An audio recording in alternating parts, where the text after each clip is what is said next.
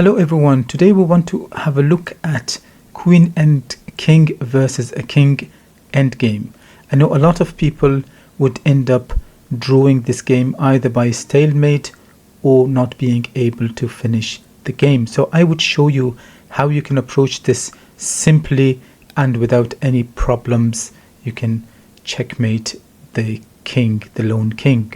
So in this case, we have got a queen on b3 and the king on d3, let's say, and the king on e5. These scenarios normally arise from a pawn promotion at the end of the game, where the pawn is promoted to the queen and you end up with this scenario. Now, how we approach this. So the queen moves forward in this case, trying to limit the movement of the king, of the black king in this case. So we are interested in the orange line. We won't let the king to move away from this or come outside of the orange line. We are not that interested in the blue line I've shown here, although some people would consider that and try to push the king to a corner, but I would ignore that and just consider the orange line here. So the king in this case has got moves either to the back or to the side.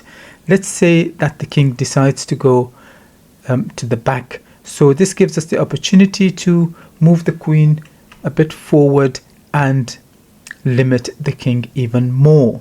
So the best thing now for the king is to move sideways.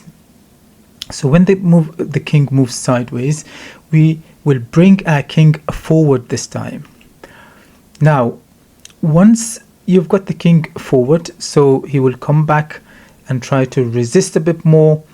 Now, the best thing in this case is to move your queen as far away from the king as possible. So we'll put it right at the edge of the board. And in this case, let's say the king moves to e6. So once you see the kings facing each other, this is when the king cannot move forward anymore. So when you check on, in this case, a6, the king is forced to go back and can't move forward anymore because of the presence of the king.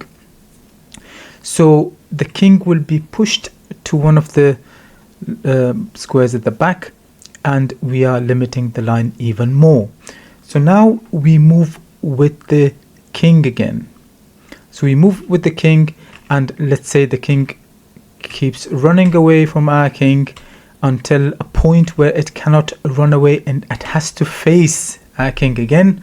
And once the king faces our king, you have to push him to the last rank, in this case here.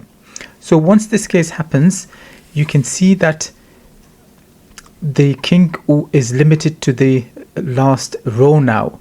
So in this case, the checkmate becomes very easy.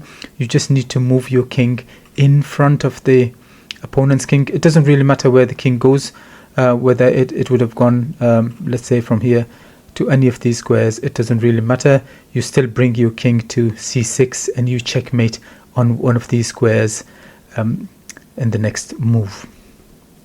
So you bring your king forward, and the king can go only two sides, and whichever side it goes to, you can checkmate it on these two orange squares.